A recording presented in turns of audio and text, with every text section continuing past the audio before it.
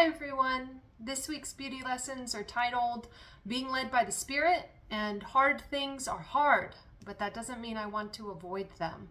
My name's Tessia, and if you're new here, these are beauty lessons, what God is teaching me, speaking to me, or revealing to me, and God's beauty is the most beautiful, so that's why they're called beauty lessons. This week, God has been speaking to me a lot about being led by the Spirit. So I was reading a book. I've been getting more into apologetics. I've always been someone who's wanted to go straight to the heart and not really have to deal with all the facts and the reasons why the Bible is true and Jesus is who he claimed to be. I've always wanted to get to the heart and have people understand that it's an experience. It's not just head knowledge, but there is a place for apologetics. There is a place for defending the faith, for knowing a reason why you believe besides personal experience. You know, personal experience, a lot of people have personal experience with false religions like Mormonism. They have a lot of personal experience with the God that they think is really God. But all that being said, apologetics is important because it's the truth, and it's important that we know the truth and are able to back the truth. So God has been nudging me, urging me, helping me get more into apologetics. And I was reading this book called God's Not Dead by Rice Brock's Evidence for God in an Age of Uncertainty, and it's a book that I pick up and put down quite frequently. I've made my way through very little of it, but I picked it up the other night, and I just read a couple sections because it's broken down into, each chapter is broken down into sections, and he was speaking about how on airplanes, it's a good opportunity to share the gospel and to witness to people because, you know, they're there next to you for hours. And there's something about being in the air, being in the sky that's different than being on earth. And he was saying that he was sitting next to this man, and this man said to him, you know, he doesn't believe in God because there's so much suffering, which is a common objection to Jesus and God being good and people believing in God. It's a common objection that if there's so much suffering, you know, there can't be a God, or God isn't good. And normally I have an answer for that. I have a automatic response to that. But in this story that the author was telling, he said that if God God could get rid of all evil immediately. Like he could wipe it off the face of the earth and get rid of it in an instant. And he said, but that means he would have to kill every single human being and wipe out every single human being on the face of the planet. And I thought, that's not how I would answer that question. But it intrigued me. The way he answered it intrigued me, and it made me think, God, I have my cookie cutter answers, my pat answers that I give to people, but the way he answered that question made the person he was talking to come into touch with, or come to grips with the fact that there's evil inside of him. There's evil in his heart. He is sinful. He is fallen. And God would have to judge him and wipe him out too. It wouldn't just be the rest of mankind or only some evil, because God's judgment and justice is perfect. He would have to wipe out this man as well, who was complaining about all the suffering on the earth. And so I thought, God, I want to be more led by your Spirit in evangelism. I don't want my mind to be so rutted and grooved into answers or thought patterns that I don't leave space for the Holy Spirit, for you to speak through me. And I was thinking about that, and the next day I was led to Galatians 5. And Galatians 5:16 says, so I say, walk by the Spirit, and you will not gratify the desires of the flesh. For the flesh desires what is contrary to the Spirit, and the Spirit what is contrary to the flesh. They are in conflict with each other, so that you are not to do whatever you want. So I was just crying out to God to be led by the Spirit and to really let him open my my mind or my understanding or my heart even to being led by him and trusting him in evangelistic encounters, but really in every area of my life.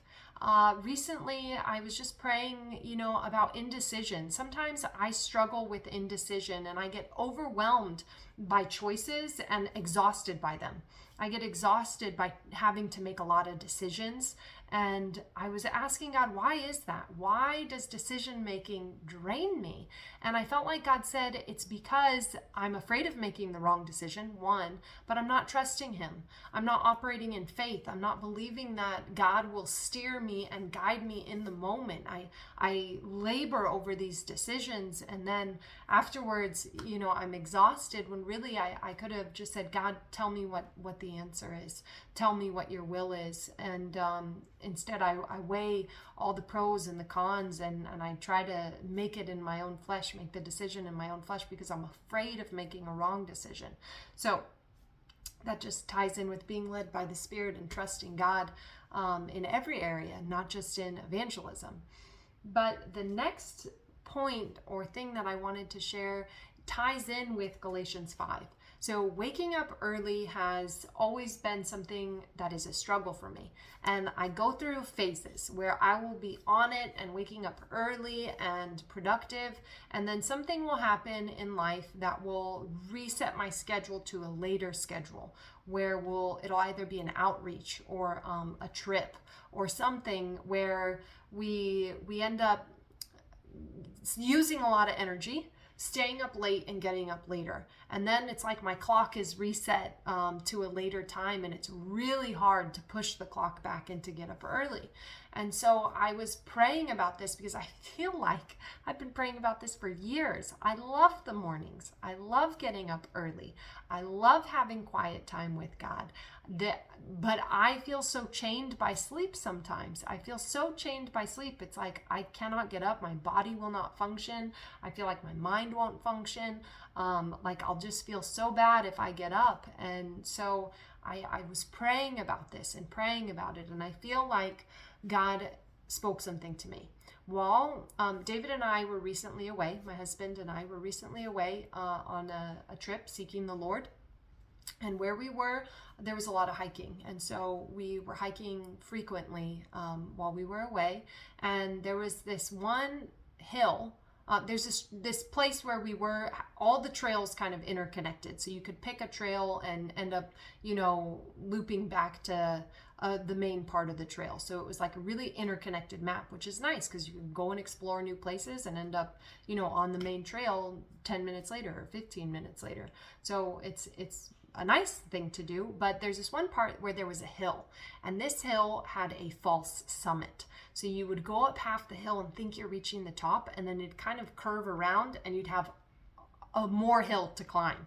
So while we first were doing this, I was like, I thought we were at the top. And there was multiple times, 2, 3, 4 times where it was like, this hill, it always gets me, it deceives me. I think we're at the top and then we're not. So by the end of our trip, we were hiking and we were trying a new trail. And my husband said, we were trying to figure out where we were going to go next. And my husband said, well, I'm trying to avoid that hill. Do you really want to do that hill? And I said, the hill is hard, but that doesn't mean I want to avoid it. And so while I was praying about getting up early, because it really seems like a fight in my flesh, and I do think it is spiritual, because if I were to get up early, I would be praying and I would be seeking God. And I think the devil knows that me getting up early puts me in a better position, a stronger position, spiritually, postured spiritually, closer to God, more dependent on God. So he wants to rob this from me and weaken me. It seems like a subtle thing, but it really, day after day after day can become a bigger thing. So I was praying about it, and I felt like God said, just like the hill, getting up early is going to be hard, but that doesn't mean you want to avoid it, because it won't always be hard. It gets easier and easier and easier as you get more settled into a routine. And so then when I was reading Galatians 5, talking about the desires of the flesh being contrary to the desires of the Spirit, I thought of getting up early and thinking, okay, my flesh really it struggles with getting up early. It is a fight, but the spirit is in contradiction to the flesh, and I want to be led by the spirit. I don't want to be led by the flesh. I also recently watched the video that I made about the mind. I put that revelation out there the other day. I think it was yesterday. But so if you want to go check that out, you can go check that video out. But in that video, I talked about how I was, during a fast, I was commanding my body to be subject to me. And I was reminded that God had shown me that I have authority over my flesh. My flesh should not have authority over me. I have authority over my flesh, and I need to command my body to be subject to me and to be my servant and to serve my purposes, which are God's purposes, because I am submitted to his spirit. It's supposed to be the Holy Spirit over my spirit, which is over my mind and my will and my emotions, which is over my flesh and my body. That is the proper order of authority. And so my body should not be having authority over my spirit. My spirit needs to be having authority over my body, and my body needs to be my servant and subject to me. So God was reminding me of all of this, and I feel like I've had victory in getting up early and pushing past it, and God sustaining me, believing by faith that I'm not going to be overtired, I'm not going to have a headache, I'm not going to need a nap. Because sometimes when you're tired, there's all these side effects that you have that I cannot stand feeling tired and feeling like I can't focus and I can't do what I need to do. It's like the worst feeling. So God's just been showing me, trust in him, believe in him, by being led by the Spirit, take my strength and my energy and my life source from God, from the Spirit, not from my flesh, believing that he will sustain my flesh. He will uphold me. He will lead me and guide me. He will sustain me. There's a verse in Isaiah 46:4. I wasn't planning on this, but I'm thinking of it now. So, even to your old age and gray hairs, I am he who will sustain you. I have made you and I will carry you. I will sustain you and I will rescue you. That is the truth. And that is the truth that I need to cling to and the truth that you need to cling to. So my encouragement to you would be, if there's anything that you're feeling like is so hard, that you can't really do, you can't really get victory in, don't avoid it. Don't run away from it. Face it and ask God what the solution is, how he wants to solve it, and trust that he will sustain you and he will enable you to overcome. He will enable you to be victorious. If you do have an area that you are struggling with, that you need prayer for, please comment below and I will pray for you. I would love to know what areas you need to persevere in or overcome in, or what's hard that God's saying, don't avoid this anymore. Face this and I'll get you through.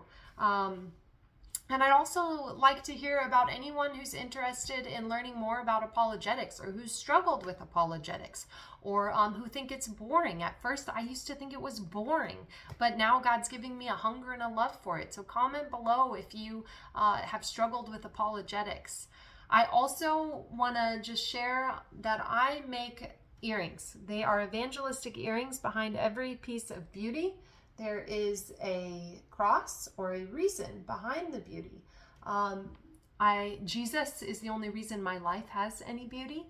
And as a challenge, anytime someone comments, or encouragement, as a challenge or encouragement, anytime someone comments on your earrings, you're supposed to share with them the reason behind the beauty in your life, which is Jesus. Share with them the gospel. Share with them about the hope that is in you. So never leave home without a evangelistic door opener. I've linked those in the description, so you can find out more about those on my website, and you can message me to order. So I'm going to pray. God, I thank you for everyone who is watching this video. Lord, I pray that you would help them to overcome the different areas and hills in their life that they are avoiding, God. Often we can climb halfway up the hill and think, I made it to the top, I'm victorious, and then there's that false summit, and really there's more to climb, and that can be so discouraging. But God, I pray that people would cling to your Spirit, they would cling to you, they would believe that you are the one who sustains them, you are the one who's going to carry them, and it's not going to be by their own strength or their own might, it's going to be by your Spirit, declares the Lord. That's what your word says, not by power nor by might, but by my Spirit, declares the Lord. I pray, God, that chains would be broken off of people. They would have renewed hope, renewed strength, renewed confidence in you. And God, I just pray that you would help everyone to have a hunger and a thirst for apologetics and defending the truth. There is so much evidence for your resurrection, for your miracles, for the Christian faith, and I pray that people would have a hunger and a thirst to know the evidence behind the truth that they believe. I just pray that you would bless everyone who's watching this, and everyone would have a blessed and a beautiful day, a day filled with God's beauty. Okay, that's all for now. I'll see you guys next week. Bye.